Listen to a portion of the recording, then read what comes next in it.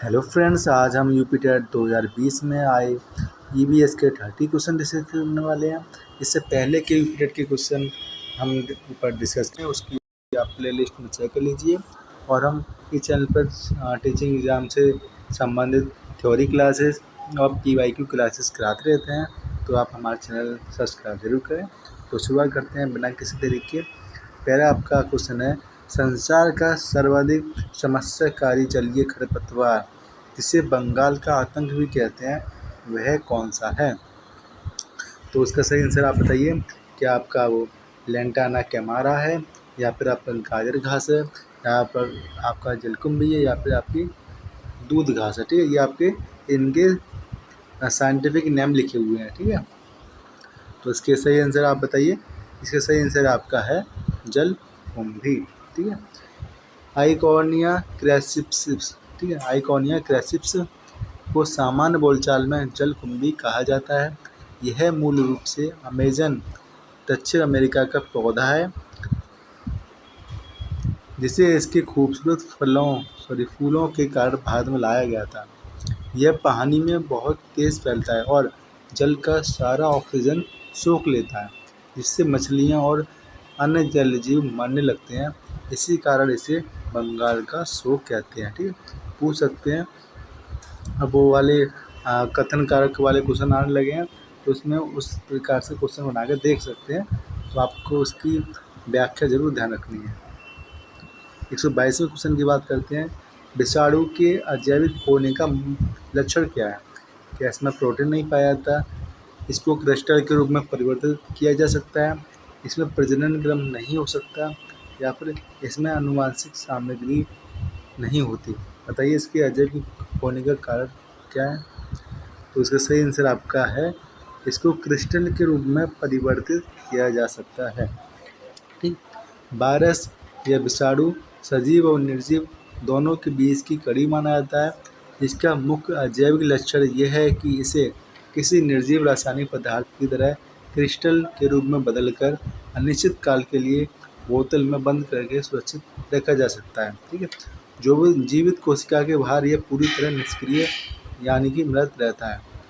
W.M. Stanley ने सबसे पहले TMB वायरस का क्रिस्टलीकरण किया था। ठीक, 123वें क्वेश्चन की बात करते हैं कि पादप हार्मोन जो फलों को पकाने में सहायता करता है, वह कौन सा है? जिब्रेलिन, एथिलीन, साइटोकिनिन, या फिर ऑक्सीन? तो सही आंसर आपका है थायलिन या फिर एथिलीन। एथिलीन एकमात्र ऐसा पादप हार्मोन है जो गैसीय रूप में पाया जाता है। यह मुख्य रूप से पौधों में फलों को प्राकृतिक रूप से पकाने और पत्तियों और फूलों के झड़ने की प्रक्रिया को नियंत्रित करता है। कृत्रिम रूप से फलों को पकाने के लिए एसिटिलीन गैस का प्रयोग करते हैं, जो कैल्शियम कार्बाइड से निकलती है। ठीक, आपको इसकी व्याख्या भी पढ़नी है और ध्यान रखनी है। स्वतंत्र रूप से भूमि में रहने वाला अवायवीय जीवाणु जिसमें नाइट्रोजन स्थिरीकरण की क्षमता होती है, वह है कोलिस्ट्रीडियम, एजोटोबैक्टर, राइजोबियम, या फिर विब्रियो? तो सही आंसर इसका है कोलिस्ट्रीडियम। ठीक, मिट्टी में स्वतंत्र रूप से रहने वाला कोलिस्ट्रीडियम एक अवायवीय जीवाणु है जो बिना ऑक्सीजन के श्वसन करता है और वायुमंडलीय नाइट्रोजन का स्थिरीकरण करता है। वहीं एजोटोबैक्टर आपका वायवीय जीवाणु है और राइजोबियम दलहनी फसलों की जड़ों में सहजीवी के रूप में रहकर नाइट्रोजन स्थिरीकरण करता है। ठीक, तो आते 125वें क्वेश्चन पर। किस प्रकार का DNA सामान्य रूप से कोशिकाओं में पाया जाता है? cDNA, aDNA, bDNA, या फिर ddNA? तो सही आंसर आपका है bDNA। ठीक, bDNA। अधिकांश सजीव कोशिकाओं में प्राकृतिक रूप से सामान्य दिशाओं में पाए जाने वाला DNA आपका bDNA होता है। यह एक दक्षिणावर्ती डबल हेलिक्स रचना वाला होता है, जिसका मॉडल 1953 में जेम्स वाटसन और फ्रांसिस क्रिक ने प्रस्तुत किया था। ठीक, 156वें क्वेश्चन पर आते हैं, 126वें क्वेश्चन पर आते हैं कि 1853 में भारत की पहली ट्रेन कहाँ से कहाँ तक चली थी? मुंबई से ठाणे, मुंबई से पुणे, कलकत्ते से रानीगंज या फिर कलकत्ते से दमदम के बीच। तो सही आंसर आपका है बम्बई से ठाणे के बीच। भारत में रेलवे की शुरुआत लॉर्ड डलहौजी के शासनकाल में हुई थी। जो भारत की पहली ट्रेन 16 अप्रैल 1853 को बम्बई के बोरी बंदर से ठाणे के बीच चलाई गई थी। इस ट्रेन ने कुल 34 किलोमीटर की दूरी तय करी थी और इसमें 3 भाप इंजन लगे थे, ठीक है। और 3 भाप इंजन के नाम भी हैं साहिब, सिंध और सुल्तान, ठीक। 127वें क्वेश्चन की बात करते हैं। एशिया का सबसे बड़ा पशु मेला कहाँ लगता है? बहुत बार रिपीटेड क्वेश्चन है ये तो। पुष्कर का मेला। एशिया का सबसे बड़ा पशु मेला, सॉरी, पुष्कर तो राजस्थान में है ना, ठीक। एशिया का सबसे बड़ा पशु मेला आपका लगता है सोनपुर में, ठीक। क्षमा करें, सोनपुर में लगता है, जो आपके बिहार के वैशाली जिले के सोनपुर में गंगा और गंडक नदी के संगम पर आयोजित होता है। इसे हरिहर क्षेत्र का मेला भी कहते हैं। यह मेला कार्तिक पूर्णिमा मतलब नवंबर दिसंबर के अवसर पर लगता है और यहाँ हाथियों व घोड़ों की खरीद बिक्री बड़े पैमाने पर होती है। 128वें क्वेश्चन की बात करते हैं। राष्ट्रीय एकता परिषद की स्थापना किस वर्ष हुई थी? 1971, 1951, 1961, 1981। तो सही आंसर आपका है 1961। भारत में सांप्रदायिकता, जातिवाद और क्षेत्रवाद जैसी समस्याओं से निपटने तथा राष्ट्रीय अखंडता को बढ़ावा देने के लिए तत्कालीन प्रधानमंत्री जवाहरलाल नेहरू द्वारा 1961 में राष्ट्रीय एकता परिषद की स्थापना हुई थी। इसकी पहली बैठक 1962 में हुई थी और इसके अध्यक्ष प्रधानमंत्री होते हैं, ठीक है। आपको उसकी व्याख्या भी ध्यान रखनी है। समता के अधिकार का उल्लेख संविधान के किस अनुच्छेदों में होता है? 14 से 18, 23 से 24, 1922 या फिर 25 से 28। तो सही आंसर आपका है अनुच्छेद 14 से 18। भारतीय संविधान के भाग 3 में मौलिक अधिकार है और मौलिक अधिकार के अंतर्गत आपका अनुच्छेद 14 से 18 तक समता या समानता के अधिकार का व्यापक उल्लेख मिलता है। अनुच्छेद 14 आपका विधि के समझ क्षमता है। अनुच्छेद 15 आपका धर्म, मूल, वंश, जाति, लिंग, जन्म स्थान के आधार पर भेदभाव का निषेध है। अनुच्छेद 16 आपका लोक नियोजन में अवसर की समानता है। अनुच्छेद 17 आपका अस्पृश्यता का अंत है और अनुच्छेद 18 आपका उपाधियों का अंत है, ठीक है। आपको ये व्याख्या जरूर भी ध्यान रखनी है, ठीक है, काफ़ी ज़्यादा इम्पोर्टेंट है। 130 की बात करते हैं। किस देश में लचीला संविधान लागू है? तो जल्दी बताइए। इसका सही आंसर आपका है यूनाइटेड किंगडम। यूनाइटेड किंगडम या ब्रिटेन का संविधान विश्व का सबसे लचीला संविधान माना जाता है क्योंकि यह लिखित संविधान नहीं है और वहाँ की संसद सामान्य बहुमत से ही संविधान में कोई भी संशोधन कर सकती है। इसके विपरीत अमेरिका का संविधान अत्यंत कठोर है। भारत का संविधान आंशिक रूप से कठोर और आंशिक रूप से लचीला है। 131वें क्वेश्चन की बात करते हैं। पूर्वा किस अधिवास का एक हिस्सा है? पूर्वा किस अधिवास में शामिल है? पूर्व बताइए। ग्रामीण अधिवास, महानगरीय अधिवास, रेखीय अधिवास या अपखंडित अधिवास। तो सही आंसर आपका है पहला, ग्रामीण अधिवास। पूर्वा मुख्य रूप से ग्रामीण अधिवास का एक छोटा रूप या हिस्सा होता है। ग्रामीण क्षेत्रों में जब मुख्य गांव से कुछ दूरी पर छोटे छोटे गांव मकानों के झुंड या मजरे बनते हैं, उन्हें पूर्वा या नगला कहते हैं। यह प्राथमिक आर्थिक गतिविधियों से जुड़ा होता है। 132वें क्वेश्चन की बात करते हैं। कौन सा ज्वालामुखी पर्वत है या फिर निम्नलिखित में से ज्वालामुखी पर्वत का उदाहरण कौन सा है? अरावली, यूराल, किलिमंजारो या एप्लेशियन।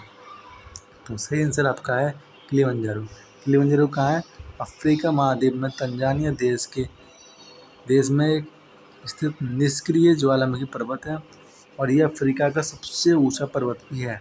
अरावली, एप्लेशियन, यूराल प्राचीन बड़े पर्वतों के उदाहरण हैं जिनमें अरावली संसार की सबसे प्राचीन अपशिष्ट पर्वत श्रृंखला है। 133वें क्वेश्चन की बात करते हैं। एलिफेंटा द्वीप कहाँ अवस्थित है? मुंबई तट, कच्छ तट, गोवा तट या फिर गंगा डेल्टा। तो सही आंसर आपका है मुंबई तट। ठीक है। एलिफेंटा द्वीप आपके महाराष्ट्र के मुंबई तट से लगभग 10 से 11 किलोमीटर दूर ओमान सागर मतलब अरब सागर में स्थित है। यह द्वीप यहाँ स्थित प्रसिद्ध एलिफेंटा की गुफाओं के लिए जाना जाता है, इसलिए उसे एलिफेंटा द्वीप भी कहते हैं, जिन्हें राष्ट्रकूट शासकों द्वारा निर्मित कराया गया था। पुर्तगालियों ने यहाँ स्थित पत्थर की विशाल आरती के कारण इसे एलिफेंटा नाम दिया। ठीक है। इसे 34वें क्वेश्चन की बात करते हैं। मानसूनी वन कहाँ पाए जाते हैं जहाँ वर्षा होती है? 70 से 200 सेंटीमीटर, 150 से 200 सेंटीमीटर, 50 से 150 सेंटीमीटर या फिर 70 से 100 सेंटीमीटर। तो सही आंसर आपका है 70 से 200 सेंटीमीटर।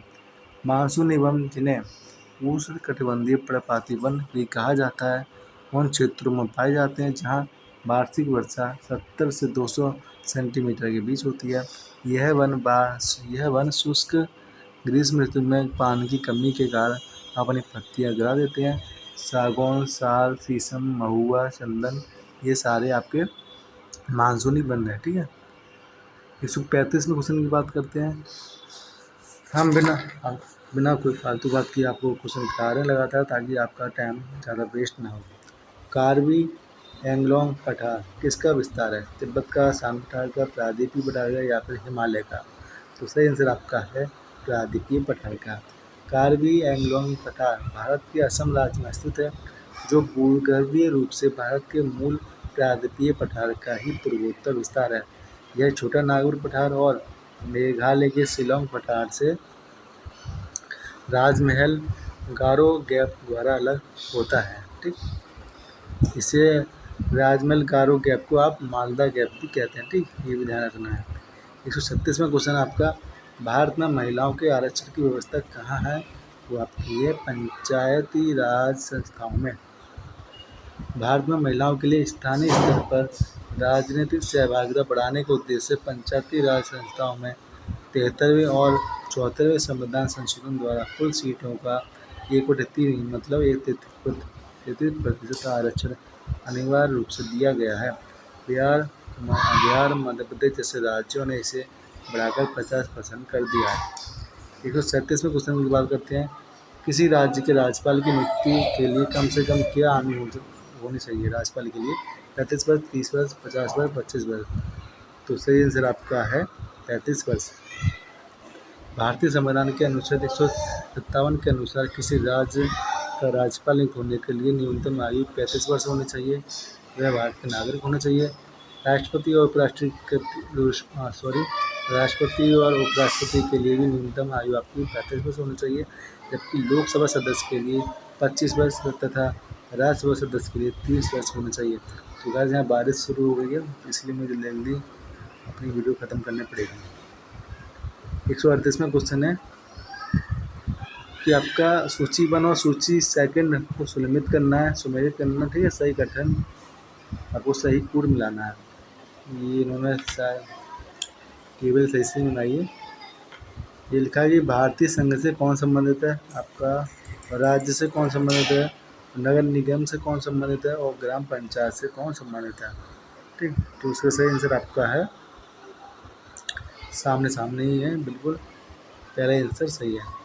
इस प्राथमिक सम्मेलन का सही कोट आपका है, भारतीय संघ के कार्यकारी प्रमुख आपका प्रधानमंत्री होता है, राज्य के लिए आपका प्रमुख राज्यपाल होता है, नगर निगम के लिए प्रमुख आपका मेयर या महापौर होता है और ग्राम पंचायत के लिए प्रमुख आपका होता है सरपंच या फिर ग्राम प्रधान। ठीक है। 139वें क्वेश्चन की बात करते हैं। अनुच्छेद 356 का प्रथम प्रयोग कब और कहाँ हुआ था? तो केरल में हुआ था 1959 में। भारतीय संविधान के अनुच्छेद 356 राज्य में राष्ट्रपति शासन का उल्लेख करता है। का राजनीतिक रूप से विवादित प्रथम प्रयोग 1959 में केरल की वामपंथी सरकार को बर्खास्त करने के लिए किया गया था। हालांकि यदि कोर्ट में पंजाब दिया हो तो प्रशासनिक रूप से सबसे पहली बार राष्ट्रपति शासन 1951 में पंजाब राज्य में लगा था। ठीक है, लेकिन पंजाब दिया नहीं है, इसलिए आपका केरल वाला आंसर सही है। 140वां क्वेश्चन है, नगर निगम द्वारा कौन सा कर लगाया जा सकता है? आपका है ये सारे कर लगा सकते हैं, चुंगी कर, गृह कर, व्यावसायिक कर। ठीक है।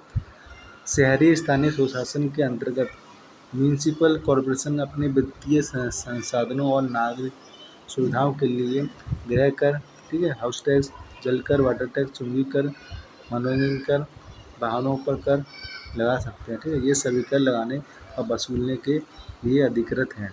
141वें क्वेश्चन की बात करते हैं कि निम्नलिखित में से किस प्रदेश में रेनडियर पाया जाता है? तो सही आंसर आपका है टुंड्रा प्रदेश में।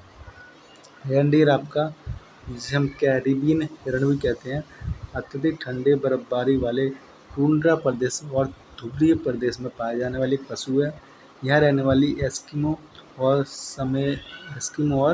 समोयेद जैसी जनजातियाँ इस पशु का प्रयोग दूध, मांस, खाल प्राप्त करने व बर्फ पर चलने वाली बिना पहियों की गाड़ी को खींचने के लिए करते हैं। अब वो सेंटा क्लॉज जो आते हैं वो भी रेनडियर ही होते हैं। सेंटा क्लॉज के जो गाड़ी खींचते हैं वो रेनडियर खींचते हैं। निम्नलिखित में से कौन सा एक शीतोष्ण घास प्रदेश नहीं है? जहाँ नहीं आए उसको आप उसे ध्यान देना है। तो सही आंसर आपका है कंपास। कंपास आपका ब्राज़ील में पाए जाने वाले एक उष्ण कटिबंधीय घास का मैदान है। ठीक है। कंपास आपका ब्राज़ील में पाया जाता है, शीतोष्ण नहीं है। जबकि आपका डाउन्स आपका ऑस्ट्रेलिया में पाया जाता है, प्रेरी आपका उत्तरी अमेरिका में पाया जाता है और पंपास आपका अर्जेंटीना में पाया जाता है। ये मध्य अक्षांशों में पाए जाने वाले प्रमुख शीतोष्ण घास के मैदान है। ठीक है।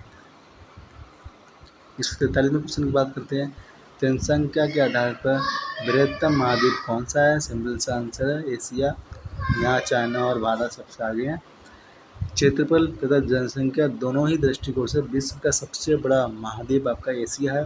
पूरे संसार की लगभग 60% आबादी अकेले एशिया महाद्वीप में निवास करती है, जिसमें भारत और चीन जैसे दुनिया के शीर्ष जनसंख्या वाले देश शामिल हैं। क्षेत्रफल में ऑस्ट्रेलिया सबसे छोटा महाद्वीप है। 144वें क्वेश्चन की बात करते हैं। आपकी थारू जनजाति कहाँ निवास करती है? वो आपके उत्तर प्रदेश के तराई क्षेत्र में निवास करती है। बहुत बार आया है। थारू जनजाति उत्तर प्रदेश के तराई क्षेत्र और नेपाल के सीमावर्ती मैदानी भागों तथा उत्तराखंड के नैनीताल और ऊधम सिंह नगर जिले में पाई जाती है। यह जनजाति दीपावली को शोक पर्व के रूप में मनाती है और इनमें संयुक्त परिवार प्रथा पाई जाती है। ठीक है। 145वें क्वेश्चन की बात करते हैं। भिलाई इस्पात संयंत्र कहाँ स्थित है? आपका छत्तीसगढ़ में स्थित है। काफ़ी बार आया। भारत का पहला मुख्य रेल पटरी उत्पादक भिलाई इस्पात संयंत्र छत्तीसगढ़ राज्य के दुर्ग जिले में स्थित है। इसकी स्थापना आपकी द्वितीय पंचवर्षीय योजना के दौरान 1955 में हुई थी और सोवियत संघ की सहायता से हुई थी। भारत में एम एस स्वामीनाथन हरित क्रांति के जनक। ठीक है। डॉक्टर एम एस स्वामीनाथन को भारत में हरित क्रांति के जनक के रूप में जाना जाता है।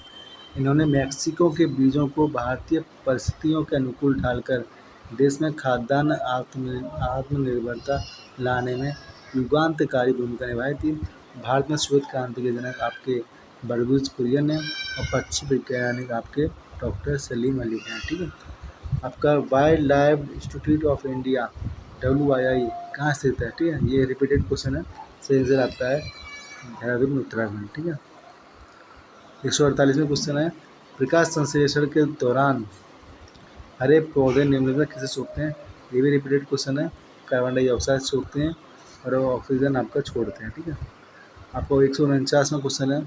अपशिष्ट उत्पादों को खाने वाले जीवों को क्या कहते हैं? आपको डीकम्पोजर्स कहते हैं। ठीक है।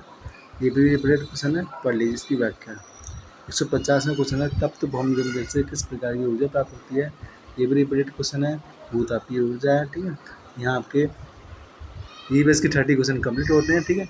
अपना अगला वाला यूपीटेट के 30 क्वेश्चन हम अगली वीडियो में कराएंगे। तब तक के लिए नमस्कार, बाय बाय। पढ़ते रहिए, आगे बढ़ते रहिए और हमारा चैनल सब्सक्राइब जरूर कर दें। हम थ्योरी क्लास कराते हैं, PYQ क्लास कराते हैं, ये सारे टीचिंग एग्जाम की। ठीक है। Bye bye.